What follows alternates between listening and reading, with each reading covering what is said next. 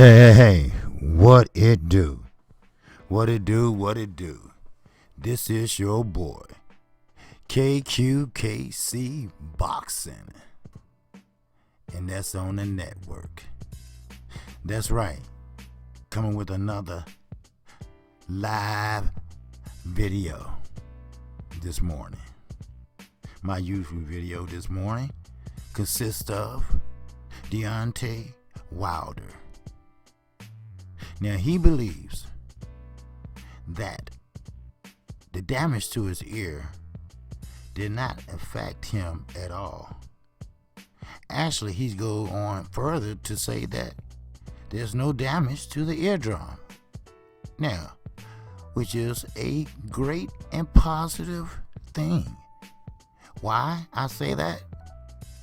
For the simple reason that it would take him quicker to recover, quicker to come up with a game plan that would actually limit Tyson Fury to do what he did in the first fight. We all know this. We all know what Tyson Fury said before the second fight. He said, and I quote, and I motherfucking quote, he said that, yes, the first fight, the game plan did work. It was good, but it wasn't good enough. So that's why, in his eyes, in his mouth, Lord knows where it been, but that's the reason why he got rid of Ben Davison and brought Sugar Hill Stewart, the nephew of the great Emmanuel Stewart from the Crump Gym located in Detroit, Michigan. You know, proteges like Adonis Stevenson, Tony Harrison, hell, Tommy Hearns. So, of course, if something works with Tyson Fury, he's going to do everything in his power to repeat that. Now, the question is this. For all you naysayers, for all you ex-champion or Deontay Wilder fans, the ones that jumped ship, the fighters that used to fight, the professional fighters, some like Roy Jones Jr., Floyd Mayweather, Mike Tyson, Andre Ward, and that's just to name a few. Oh, many, many, many more will come out. And I ain't forgot about your ass either, Teddy Atlas. Now, all Deontay Wilder does is win. All Deontay Wilder know how to do is win. So therefore, you will see a different Deontay Wilder. Maybe he needs to go back to the old Wilder, as you call it, fighting like a tom girl, street fighting, as many would call it. But let's talk about Deontay Wilder. Let's talk about what he stated in a comment. Now, we all know that Deontay Wilder says he was adversely affected by the 40-pound plus costume he wore into the ring Saturday night. Now, Tyson Fury's fouls and referee Kevin Baylor's unwillingness to enforce the rules. Now, KQKC told you that he did use dirty tactics. That's why I don't say congratulations, Tyson Fury. Now, some people did. I'm not going to mention their names. Some people even headlined, congratulations to Tyson Fury. No. Yes, he won. And of course, it's in sportsmanship to say, hey, congratulations, good luck to you in the future. All right? But I'm not going to say, hey, as a man, I won't say congratulations. Hell no. Because the way you won was not like a man. The way you won was like a nigga that's trying to beat somebody on the street. And I don't want to get into the particulars, but let's just go to a couple of them, like the backhand glove, pushing his nose, trying to put it through his face, hitting behind the head. I mean, I can count rabbit shots. Not clenching when Kenneth Bailey told you to break it up. He couldn't even get between you all because you still was swinging. Now, I don't know was it a legal punch or not, but you hit him behind the ear, the head, which threw off his equilibrium. Now, no excuses. We know that. This is boxing. It's a sweet science. It's what we love. It's love. It's what we love to watch. Because it's never a dull moment. It's always going to be controversy. It's always going to be a different champion. In any given night, a champion can fall. Any given night. It might not be your night. So, as I move the fuck on, Wilder was bothered, however, by blood flowing from his left ear for much of the rematch.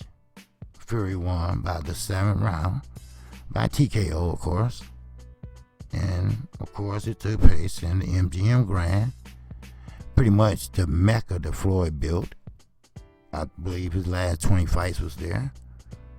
Well, the former WBC heavyweight champion told one of my sources, boxerscene.com, that the unusual cut inside his left ear didn't affect me at all.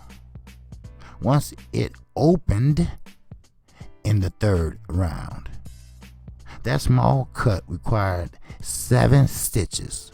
Listen now, 7 stitches when Wilder went to the Las Vegas hospital. Yes, my subscribers. Yes, the naysayers. He did go to the hospital. I had a lot of comments saying, no, he didn't. He didn't go to the hospital. It wasn't that serious. It wasn't that theory. Yes, he did go to the hospital.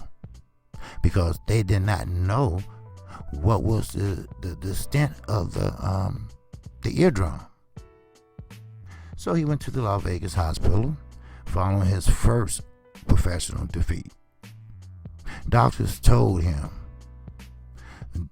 now that he didn't sustain eardrum damage, nor did he suffer a concussion. Now, both are great news. Both means that he can get back in there and recover fast and come up with a game plan that will stop Tyson Fury. Now, listen to me. Listen to KQ. Real motherfucking good. Fuck that. You don't need no knockout. Yes, he had many coming up through the ranks. But the ultimate goal of this trilogy is to win. If you have to take it to the judges, so be it. But you need to put on a performance where you can edge his ass out. So, if the knockout is there, take it. If it's not, do not fuck with it. Alright? Don't go looking for it. Come in smaller. Come in elusive. If he walk you down, so be it. check hook his ass and get out of the corner. Check his ass and get off the ropes. Or jump out and clinch. I'm no trainer, no boxer. I'm just throwing that out there. Now, JD's, Wilder's head trainer and cut man, tried to control the bleeding, but he had a difficult tending to the wound between rounds. I have no idea how that occurred, Wilder said. Well, we do. And it was in a weird position in my ear as well. That's why they couldn't really get to it. But I don't know how that happened. Wilder added that the cut in his ear had no negative impact on his equilibrium. His bad balance had more to do with having no legs by the second round, according to Wilder. It didn't affect me at all, Wilder said, of the cut in his ear. When you're in there and you're fighting and you're a warrior, a warrior, man, I can only speak for myself. I don't worry about certain things. My adrenaline is very high in there. And I believe that. That's why I'm a Wilder fan. Because his adrenaline flows. And he believes in himself. He believes in what he has to do to win. He believes in nothing else in his head but win, win, win. He don't believe in nothing but positive energy. He don't want no negative energy around him. Someone said, pretty much trying to be a smart ass, said that he shook the Pope's hand with his right hand. And that spiritually knocked out that hard demon. Well, I got news for you, dumbass. If anything, His Holiness, as they call him, pretty much elevated his right hand. Because when you are a man of God, and when you have a position like the Pope has, just by touching him, it could have made it a miracle hand. You can look at it both ways, but really, one way. So stop being a goddamn asshole. Now, as I close, it didn't affect him. Okay? And he said it didn't affect me like the rabbit punches and stuff like that. Getting hit on the back of the head and the neck, that affected me more than anything. That can throw off your equilibrium. Wilder figures blood flowing from his ear probably looked worse than it felt because it's such an uncommon occurrence in boxing. My eardrum didn't get busted, Wilder said. Usually when your eardrum get busted, you know it affects certain things. It was just some type of scratch or opening inside my ear. That was about it. Now, the 34-year-old Wilder, 42-1 with 41 KOs. A record like that in Ring Magazine, punk asses, led by cross-dressing Oscar De La Hoya. I mean, how can you put him in the fourth position behind Dylan White? But we'll talk about that later. Now, Wilder suffered 2 knockdowns, one apiece in the 3rd and 5th rounds. In his way to losing a championship he had owned for 5 years. 5 years, people. He's not like other fighters. Keep it for what, 1, maybe 2, and it's gone. He was a true champion. He wore the belt like a true champion. He went out like a true champion. You need to take notes, Julio Cesar Chavez. He didn't quit on the stool. He went out there. And sometimes you have to save a fighter from themselves. Now, if Mark Brennan didn't do what he did, trust me, that eardrum would have got busted. Now, I want to tell you this. This is Wilder words, not mine. Now, some fighters might say this, might say that, just because they don't want the opposition to target that place in the next fight. But we all know, we all know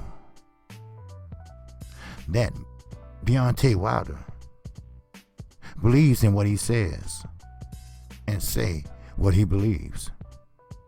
If it didn't affect him, trust me, it didn't affect him.